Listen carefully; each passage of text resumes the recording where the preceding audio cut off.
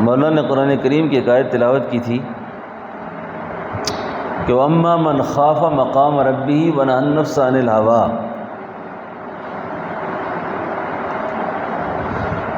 اس کی تفسیر میں ہمارے طریقے کے ایک بہت بڑے شیخ گزرے ہیں، حضرت خواجہ یعقوب چرخی رحمۃ اللہ علیہ۔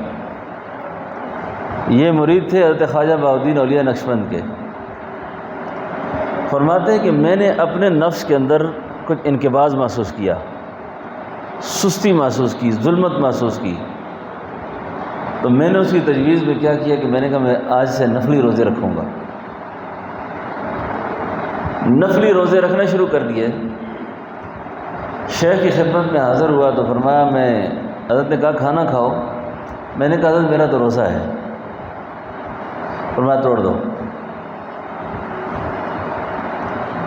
اب روزہ نہ رکھا کرو، اب صرف فرض روزے رکھا کرو۔ اب اگر عام جیسا کوئی آدمی ہوتا کہتا جی لوگوں کے پیر کہتے ہیں روزے رکھو ثواب ہوتا ہے، اور میرا پیر کہتا ہے روزے نہ رکھو۔ میں جب تک میں نہ کہوں نا آپ نے روزہ نہیں رکھنا۔ مسئلہ میں آپ کو کیسے سمجھاؤں؟ آج کل کیونکہ سلوک اور تربیت کے جو معاملات اور مقامات ہیں نا، کئی اللہ والے تو اپنی تواضع کی وجہ سے کسی کو بتا نہیں سکتے، اور مریدین کا اور عام لوگوں کی جو تربیت کا ذوق ہے وہ بہت بگڑا ہوا ہے۔ کوئی کتاب پڑھ لی، اس کو شروع کر دیا، کبھی ایک بزرگ کے پیچھے پھرا، کبھی دوسرے کے پیچھے پھرا۔ نتیجہ یہ ہوتا ہے کہ وہ اس کی تربیت نہیں ہو سکتی۔ پھر عمر بھر بھی خاک چھاننے کے بعد بھی بندہ کسی نتیجے تک نہیں پہنچ سکتا، اس لیے کہ وہ خود ہی مریض ہوتا ہے، خود ہی ڈاکٹر ہوتا ہے۔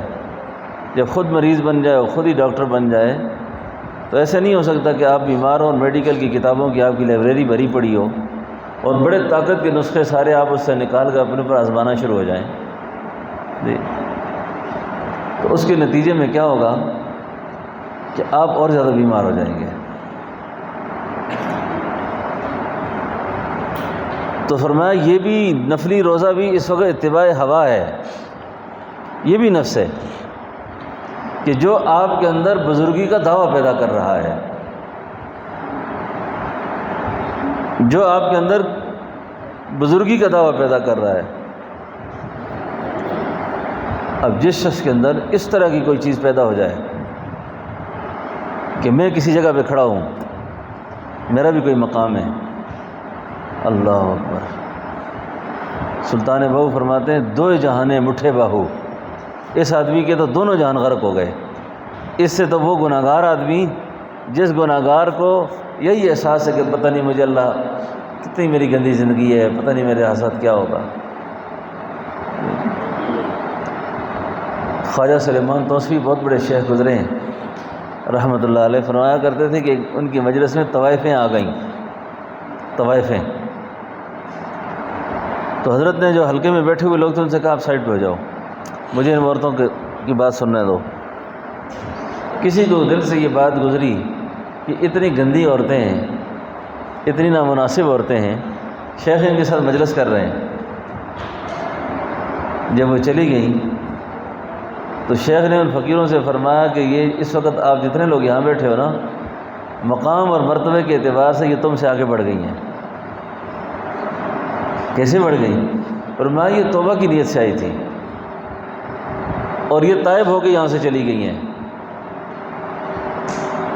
یہ انہوں نے اپنی پچھلی زندگی سے دستبردار ہو گئی ہیں، اور تمہیں یہ لگا ہوا ہے کہ میں تو اتنا عرصہ ہو گیا ذکر بھی کر رہا ہوں، اتنا عرصہ ہو گیا میں نے نمازیں بھی پڑھی ہیں، اور میرے اندر یہ بزرگی ہے، میرے اندر یہ کمال ہے۔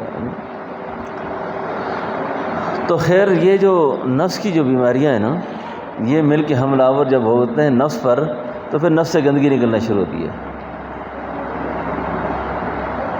ورنہ چھوٹی سی بات، اور صلی اللہ علیہ نے ومن یوق شح پہ اپنے مرید سے فرمایا کہ اگر دنیا بھر کی حسین ترین عورتیں آپ کے نکاح میں آ جائیں تو اس کے بعد بھی کسی گندی نالی میں پڑی ہوئی کتیا اس پر بھی آپ کی نگاہ ٹھہری رہے گی۔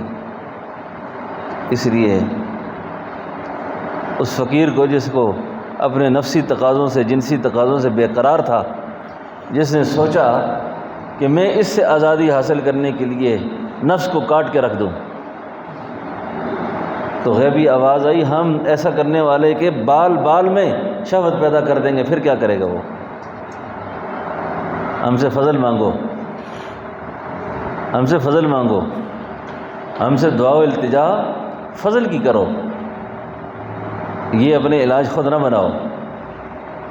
اس لیے یہ تربیت کا جو سفر ہے یہ ایک مستقل سفر ہے، اور اس راستے کے آداب اور اصول جب تک آدمی نہ سمجھے نا تو اس وقت تک پوری طریقے سے فیضیاب نہیں ہو سکتا، پوری طریقے سے فائدہ نہیں لے سکتا۔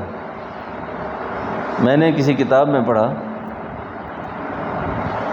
کہ حضرت گنگوہی کتنے بڑے شخص تھے، آسمان فقاہت کا اور دنیا علم کے اندر، دنیا فقاہت کے اندر اتنا بڑا نام کہ جس کے فتوے پہ پورا ہندوستان چلتا ہے۔ مربی جو ہیں حاجی امداد اللہ صاحب مہاجر مکی رحمۃ اللہ علیہ، ایک دن ان سے کسی نے کہا حضرت باقی تو ٹھیک ہے، یہ اتنے بڑے بڑے علم و فضل کے مالک لوگ آپ سے مرید کیسے ہوئے؟ میں فرمایا جس طرح تم یہ سوچتے ہو میں بھی سوچتا رہتا ہوں، جیسے آپ کو یہ خیال آتا ہے نا، مجھے بھی کبھی خیال آتا ہے کہ یہ لوگ کیسے آئے میرے پاس۔ اللہ اکبر، بہت تھوڑی زندگیوں میں بڑے کام کر کے گئے، بہت تھوڑی زندگی میں بڑا کام۔ حضرت گنگوئی فرمانے لگے ایک دن کہ ایک طرف ہمارے حاجی صاحب ہوں نا، ایک طرف ہمارے حاجی صاحب ہوں اور دوسری طرف جنید بغدادی بیٹھے ہوں، تو میں جنید بغدادی کی طرف آنکھ اٹھا کے نہ دیکھوں، اور بے شک حاجی صاحب جو ہیں حضرت بغدادی سے جتنا مرضی فیض لے لیں، جتنا مرضی ان سے تعلق رکھیں، لیکن میں ان کی طرف التفات نہ کروں کہ مجھے تو اللہ کا پتہ ان سے چلا ہے۔ کیسے؟ پہلے وقتوں میں نا ہندوستان کے اندر ایک رواج تھا، بارات جاتی تھی کہیں پر تو وہ بارات ایک ہفتہ لڑکی کے یہاں ٹھہرتی تھی، پھر لڑکی والے بھی جب آتے تھے نا وہ بھی ایک ہفتہ لڑکے کے یہاں ٹھہرتے تھے، موج لگی ہوتی تھی، کھاتے تھے پیتے تھے، نظام چلتے تھے۔ تو حاجی صاحب رحمۃ اللہ علیہ گنگو تشریف لے گئے۔ حاجی صاحب جب گنگو گئے نا ایک بارات کے ساتھ،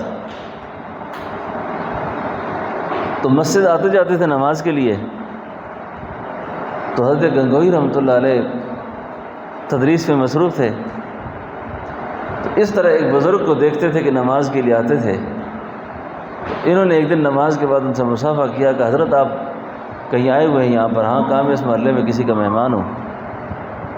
فرمایا حضرت آپ کو روز آنے جانے میں دقت ہوتی ہے تو آپ میرے حجرے میں ٹھہر جائیں۔ انہوں نے خوشی کا اظہار کیا، چلو مجھے مسجد میں جگہ مل گئی۔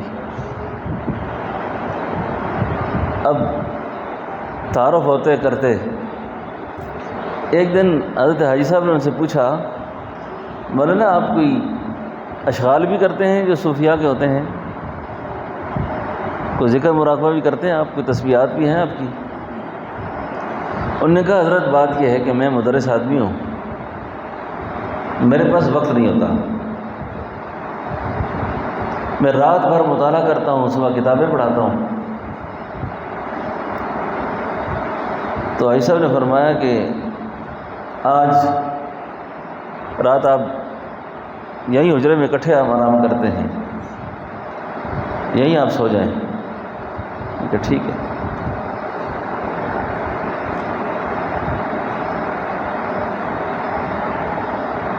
مبتدی منتہی ان دونوں کی ظاہری علامتیں ایک ہوتی ہیں،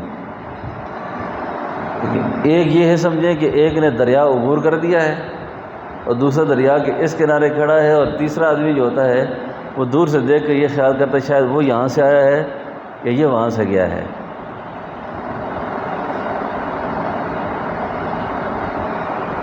اب حاجی صاحب رحمۃ اللہ علیہ کو اللہ نے جو توجہ بخشی تھی نا، حضرت تھانوی فرماتے تھے لکڑ ہضم پتھر ہضم، لکڑ ہضم پتھر ہضم۔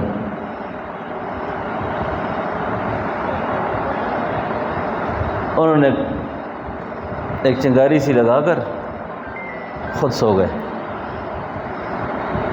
اب جب خود سو گئے تو اٹھے تھوڑی دیر کے بعد تو حضرت گنگوئی کبھی اس طرف پھرتے ہیں کبھی ادھر پھرتے ہیں کہ حضرت سوئے نہیں آپ؟ کہ حضرت آج نیند نہیں آ رہی مجھے۔ تو میں آپ تو کہتے میرے پاس وقت نہیں ہے کہ میں مدرس آدمی ہوں، کتابیں پڑھاتا ہوں، وقت نہیں ہے۔ کہا یہ وقت ہے نا۔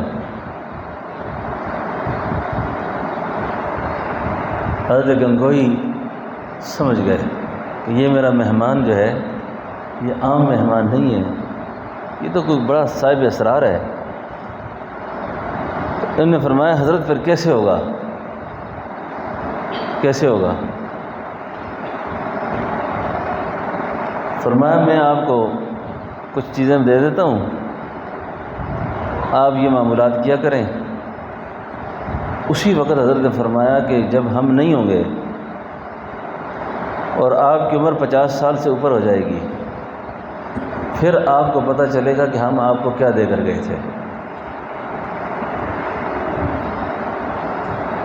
تو حضرت گنگوئی فرمانے لگے جس قلب کی آہوں نے دل پھونک دیے لاکھوں، یا اللہ اس قلب میں کیا آگ بری ہے، کیا آگ بری ہے۔ اب زندہ دل آدمی کے پاس بیٹھ کر جس میں آتش عشق موجود ہو، ایسے تو نہیں ہو سکتا کہ ٹھنڈا دل والا وہاں سے کوئی تپش نہ لے۔ آگ کے پاس ظاہر بات ہے کچھ سے کچھ گرمی تو ہوتی ہے، جتنی بھی ٹھنڈ ہو، لیکن ہیٹر کے پاس بیٹھے گا کچھ نہ کچھ تو محسوس کرے گا۔ خیر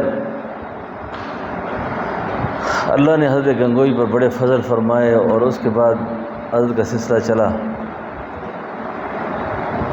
اب حاجی صاحب رحمۃ اللہ علیہ اور ان کا علمی جوڑ تو آسمان اور زمین کا فرق تھا،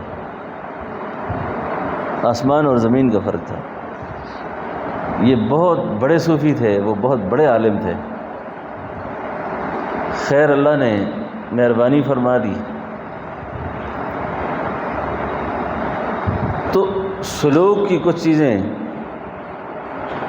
اب ربط کے اعتبار سے ایسا ربط ہوا کہ وقت کے جلیل القدر لوگ حضرت تھانوی رحمۃ اللہ علیہ، حضرت نانوتوی، حضرت حاجی صاحب، حافظ زامن شہید اور مولانا محب اللہ، یہ اس زمانے کے بڑے لوگ تھے سارے۔ یہ ایسا ربط ہوا کہ ایک دن کسی نے حضرت تھانوی سے کہا حضرت یہ جن بزرگوں کے پاس آپ آتے جاتے ہیں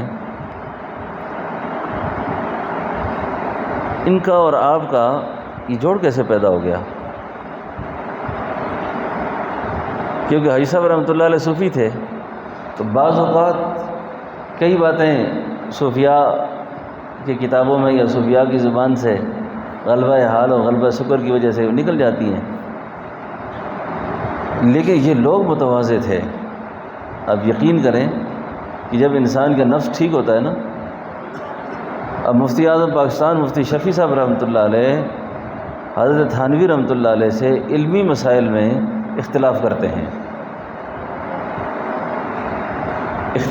ہیں، اب ایک علمی مسئلہ ان کے سامنے آتا ہے تو وہ فرماتے ہیں حضرت مجھے سمجھ نہیں آ رہی ہے۔ فرمایا آپ بھی غور کریں میں بھی غور کرتا ہوں۔ تیسرا آدمی مسئلہ پوچھنے والا ہے۔ اب جو تیسرا آدمی مسئلہ پوچھنے والا ہے وہ دو بزرگوں کے مسئلہ پوچھتا ہے، دونوں کی آراء مختلف ہے۔ اب حضرت تھانوی رحمۃ اللہ نے مفتی صاحب سے فرمایا کہ آپ اس پر غور کریں۔ بڑے غور و فکر کے بعد مفتی صاحب نے فرمایا حضرت جو میری اس پہ جو رائے ہے مجھے وہی سمجھ آتی ہے، آپ کی رائے سمجھ نہیں آ رہی۔ تو حضرت نے فرمایا آپ کی رائے اپنی جگہ ٹھیک ہے، میری اپنی جگہ ٹھیک ہے، تیسرے آدمی کو کہو آپ کو جس کا مسئلہ آسانی سے سمجھ آتا ہے اس پہ عمل کرو، جس کی بات آپ کو سمجھ آ رہی ہے نا آپ اس پہ عمل کریں۔ اللہ اکبر، یہ تھے نفس سے گزرے ہوئے، نفس سے نکلے ہوئے لوگ، ورنہ میں نے جو بات کی ہے کون ہوتا ہے اس آدمی اس بات کو چیلنج کرنے والا؟ بس ایک دوسرے کے خلاف باتیں شروع ہو گئی، پھر محاذ کھڑے ہو گئے۔